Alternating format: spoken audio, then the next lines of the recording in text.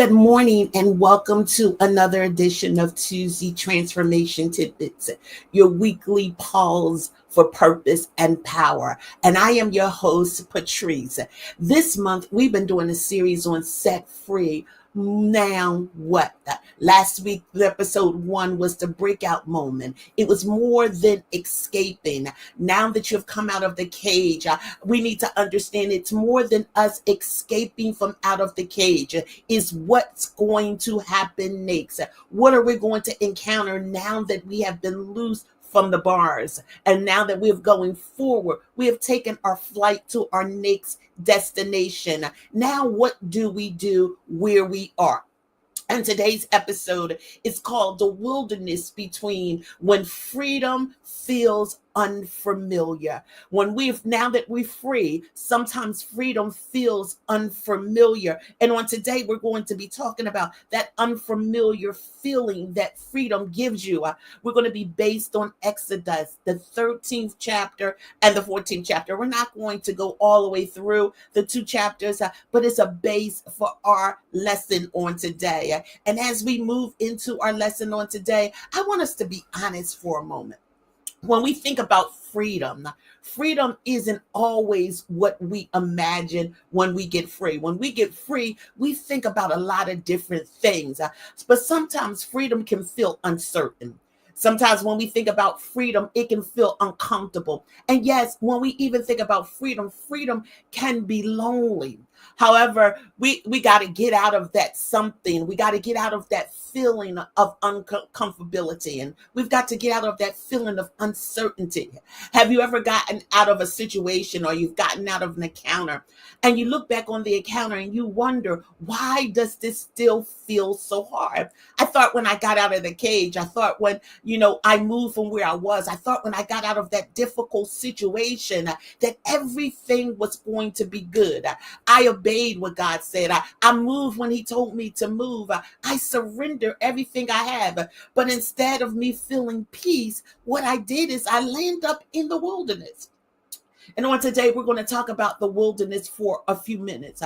I want us to understand that a lot of times when we become free from the situation that we're in, a lot of times we feel a little bit nervous. We're still uncomfortable of where we are. We're still uncertain of where we're going to be. But most of all, we still have that lonely feeling.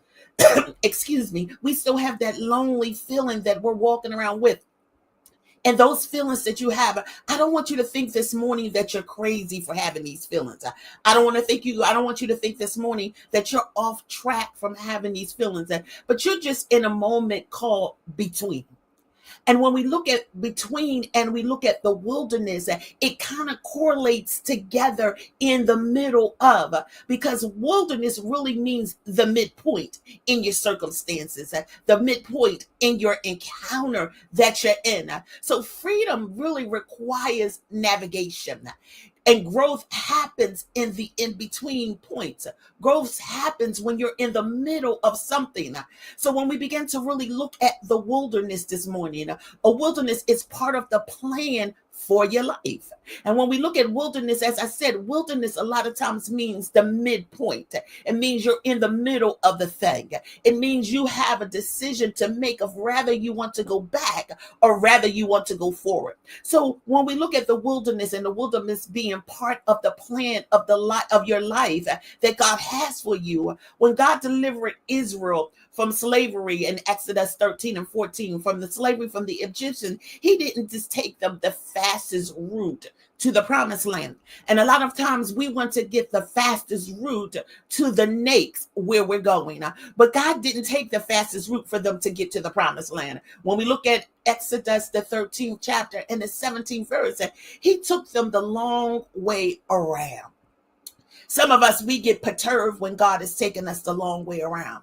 We get perturbed when God doesn't move in a timely fashion. We get perturbed when God has released us from one thing and he has not given us direction for the next thing.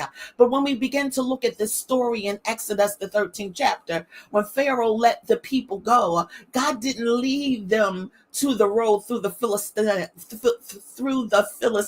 country or the county, because that would have been the shortest way for them to get to the promised land. But what he did is he took them the longest way, not the fastest way. And why did God do that? Because God wasn't trying to take them out of Egypt, but he was trying to get Egypt out of them. A lot of time we want to be taken out of a situation instead of getting the situation out of us. He was preparing them for the process of something greater. And it's in the process that we're developed. It's in the process that power comes forth. It's in the process that we really produce. You see, the wilderness, we look at the wilderness sometimes as a punishment. The wilderness is not really a punishment, but it's a protection, and it's preparation for the next. You say, well, what do I need protection from? You need protection from the element of things that you don't even know that will be coming your way. You need to have power to know that God can keep you in the midst of the situation. The process sometimes is developed through the slowness and not the quickness. In the quickness, sometimes we don't learn the valuable tools that we need, but it's in the slow process that we can grab onto the things that we need in order to grow, in order to prosper, in order to be in the place that God has called us to be.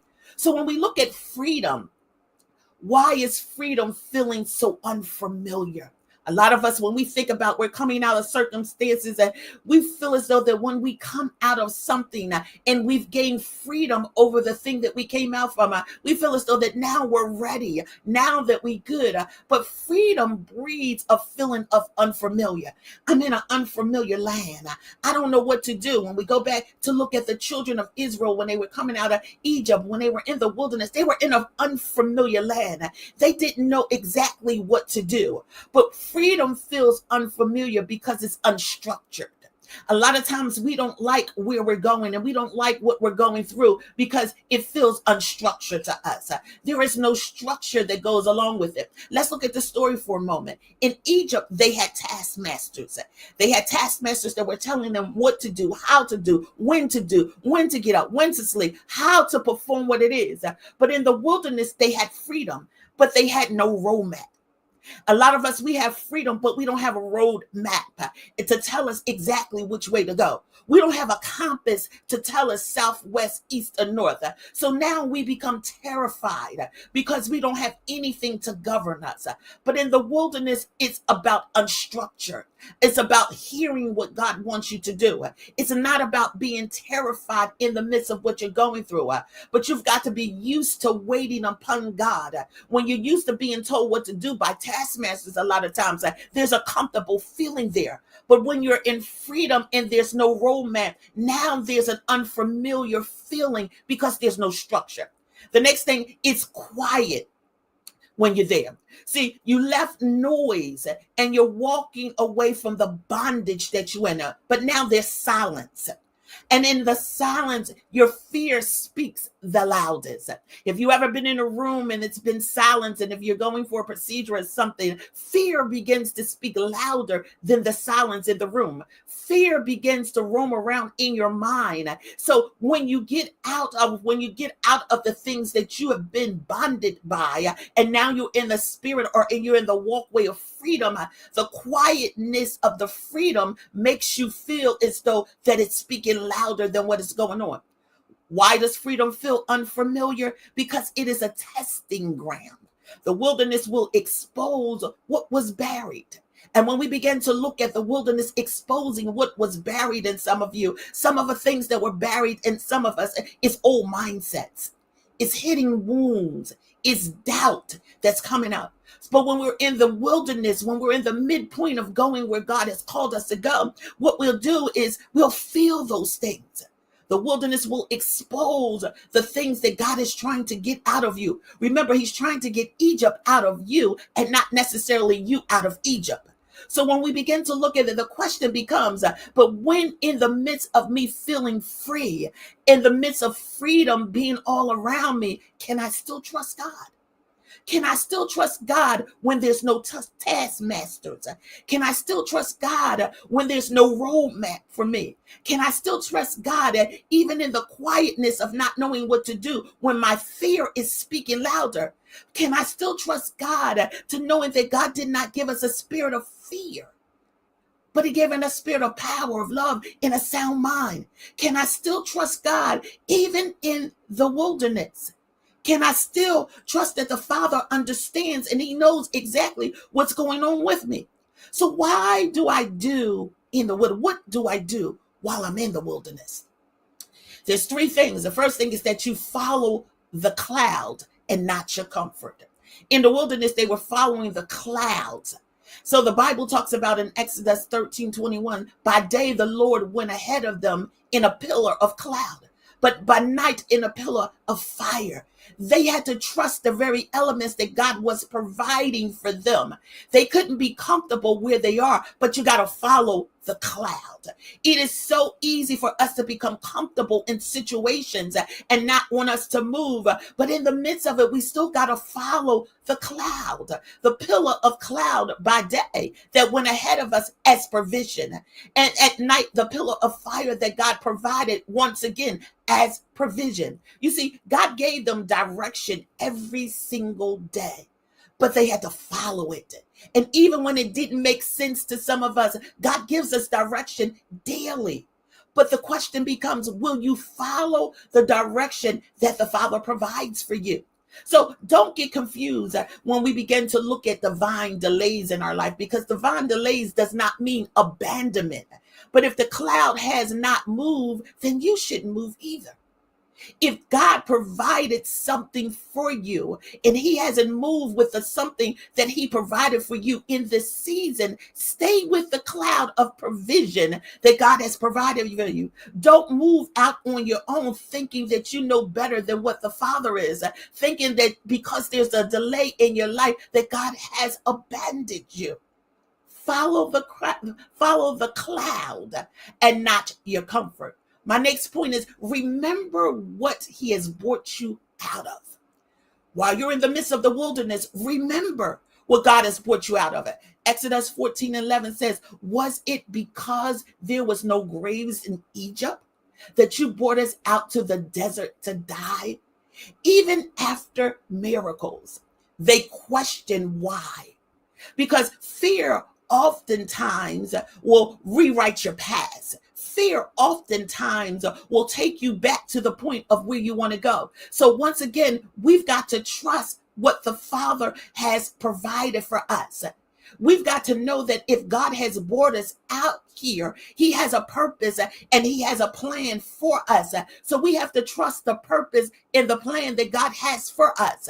When we begin to look at this, we've got to know for a surety that God will provide. He is the Jehovah Jireh. He will make a way out of no way. So when you're in the wilderness and you're feeling unbearable, when you're in the wilderness and you feel as though that you're just not going to make it, when you're in the wilderness and you're looking for whatever it is that you need to find, I want you to know and I want you to remember on today that you didn't come this far just to go back.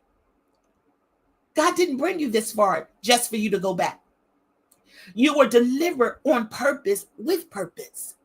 We need to understand that when God delivers us on purpose, he gives us purpose for a given time. He gives us purpose because he has something in store for us that we're ready to do. So we've got to realize that God didn't bring us this far in the wilderness, in the mid-place, just for us to look back. He brought us this far and he delivered us on purpose because there's purpose that he has placed inside of you for the next mission or the next point of your life.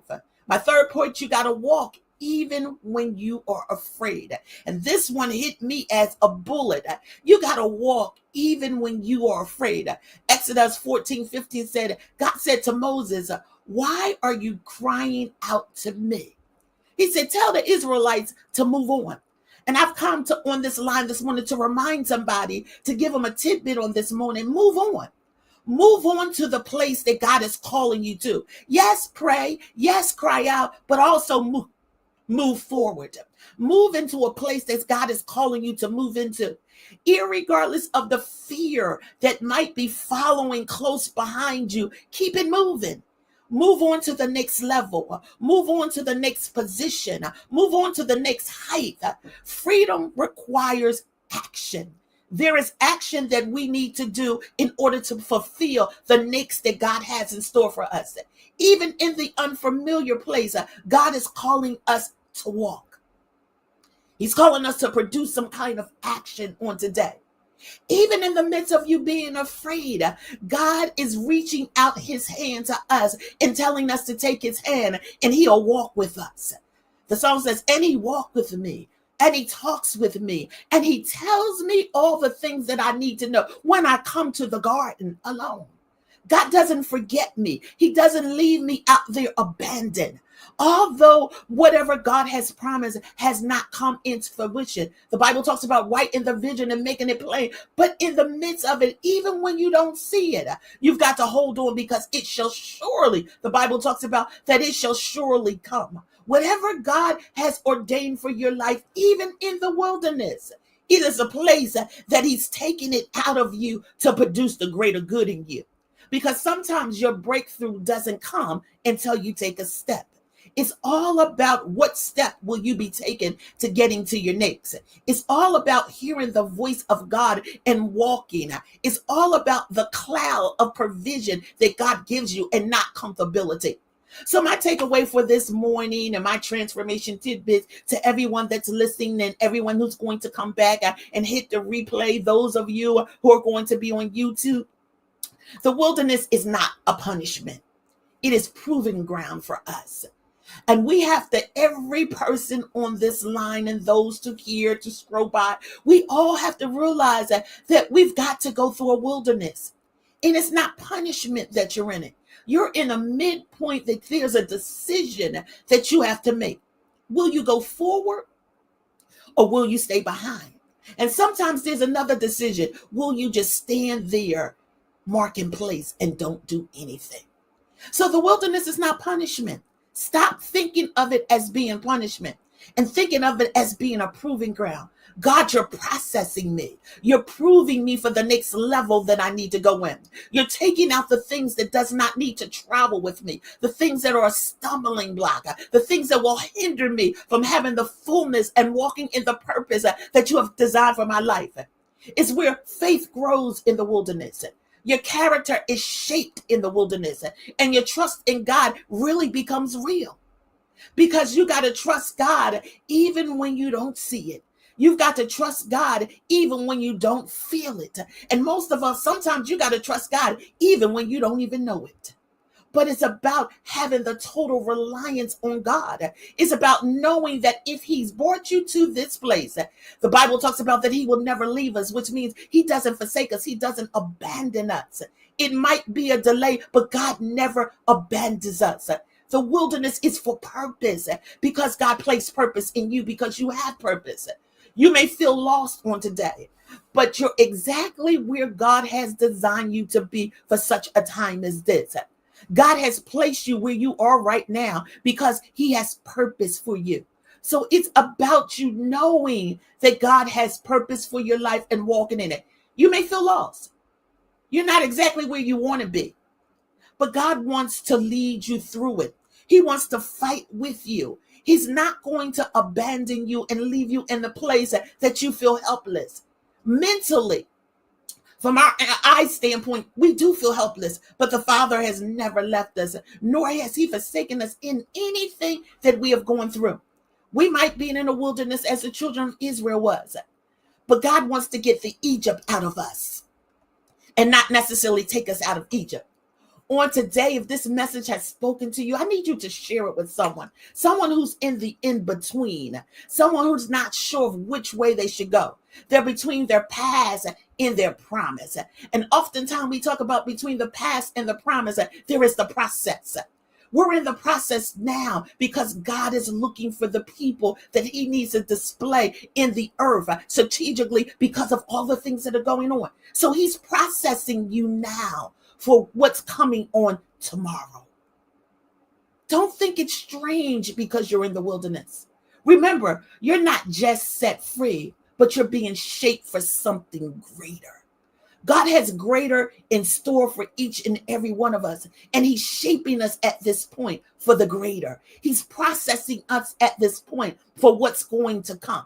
He's helping us to be purged at this point because there is something in store for us. So I want to say to each and every one, let's catch us next week for the next tidbit that's coming your way. And the next tidbit that we're going to be talking about in this point of being set free now, what is letting go of what you took with you. You took something with you when God let you go. You took something with you when you got on that flight to get to the next destination. When the cage opened, you didn't leave everything that you were supposed to leave in the cage, but you pulled out of something out of the cage and you took it with you.